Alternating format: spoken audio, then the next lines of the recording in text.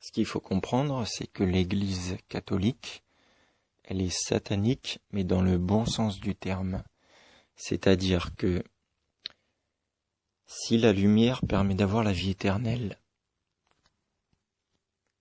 le mal absolu, ça serait que les gens mauvais, méchants, hypocrites, non méritants, etc., aient la vie éternelle. Que les gens qui sont du côté du mal aient la vie éternelle. Ça, ce serait le mal absolu. Donc il est préférable que les gens mauvais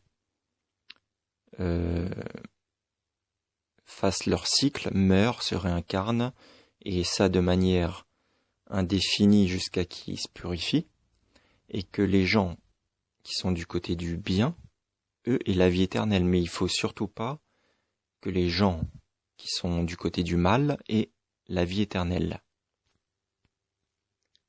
C'est la raison pour laquelle la lumière doit être préservée et doit être protégée des gens qui sont du côté du mal, tout comme l'écorce d'un fruit sert à protéger le fruit. Alors comment on va faire ? Eh bien tout simplement, les gens vont se juger eux-mêmes en fonction des choix qu'ils vont faire, en fonction de ce qu'ils sont, en fonction de ce qu'il y a à l'intérieur d'eux.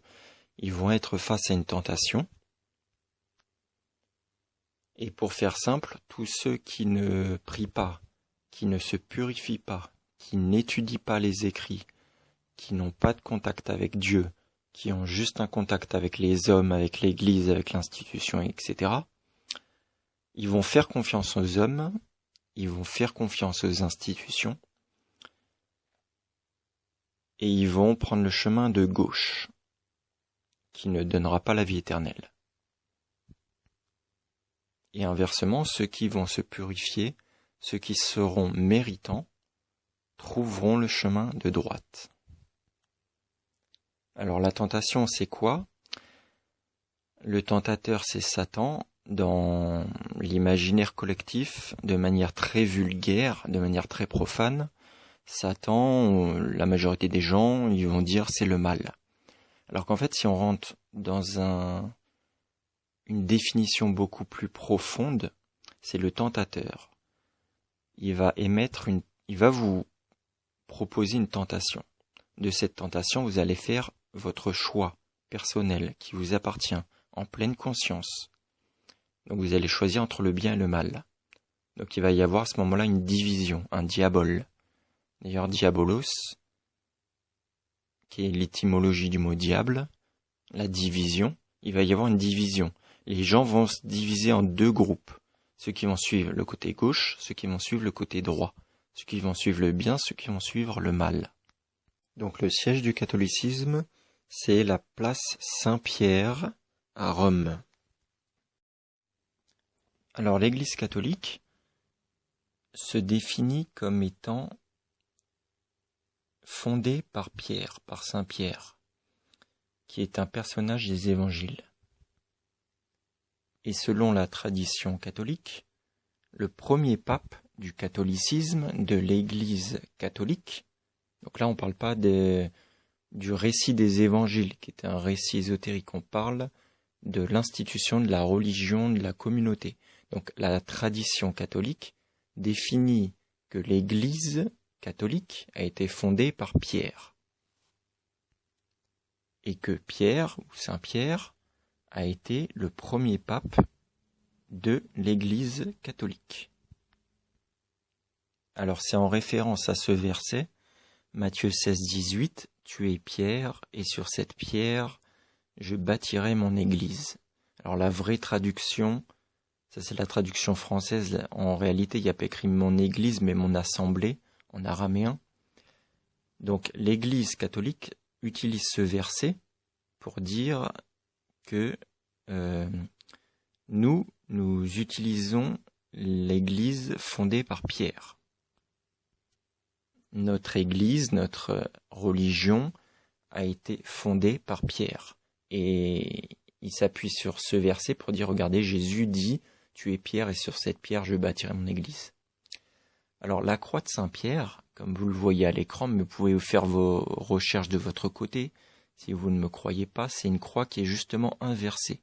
Alors dans la tradition, Si vous demandez pourquoi la croix de Saint-Pierre elle est inversée, elle est vers le bas comme ça, on va vous dire c'est parce que Saint-Pierre a été crucifié la tête en bas, donc la croix est inversée.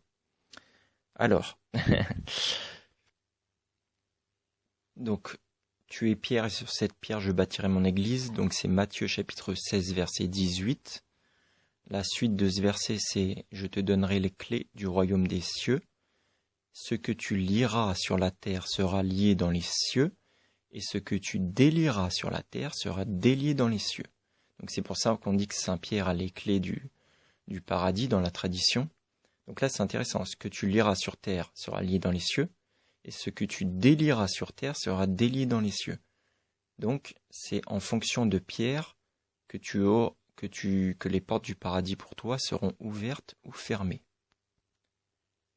Toujours dans Matthieu chapitre 16, on avance de 4 versets, et au verset 22, Pierre, l'ayant pris à part, donc Jésus, ayant pris Jésus à part, se mit à le reprendre, et dit, « À Dieu ne plaise, Seigneur, cela ne t'arrivera pas. » Donc en gros, Jésus, il avait dit à Pierre, « Oui, il faut que je meure, il faut que je ressuscite, il faut que je souffre pour l'humanité. » Donc Pierre, il lui dit, « Non, mais ça t'arrivera pas. » Mais Jésus, se retournant, dit à Pierre, « Arrière de moi, Satan, tu mets en scandale, car tes pensées ne sont pas les pensées de Dieu, mais celles des hommes. » Mais Jésus, se retournant, dit à Pierre, « Arrière de moi, Satan, tu mets en scandale, car tes pensées ne sont pas les pensées de Dieu, mais celles des hommes. » On retrouve également dans Marc chapitre 8, verset 33, «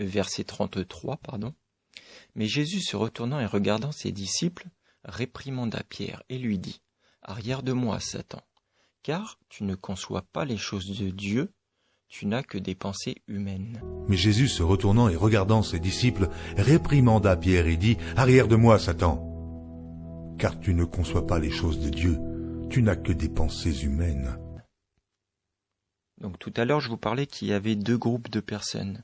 Ceux qui sont purifiés, qui auront les pensées de Dieu, en gros ce que l'on appelle les prophètes, mais tout simplement ceux qui sont purifiés et auront l'inspiration du Saint-Esprit, et ceux qui seront dans des pensées humaines, qui, par idolâtrie, ne suivront que des humains, que des institutions, ne feront pas l'effort d'étudier les Écritures, d'accomplir les commandements ou de se purifier.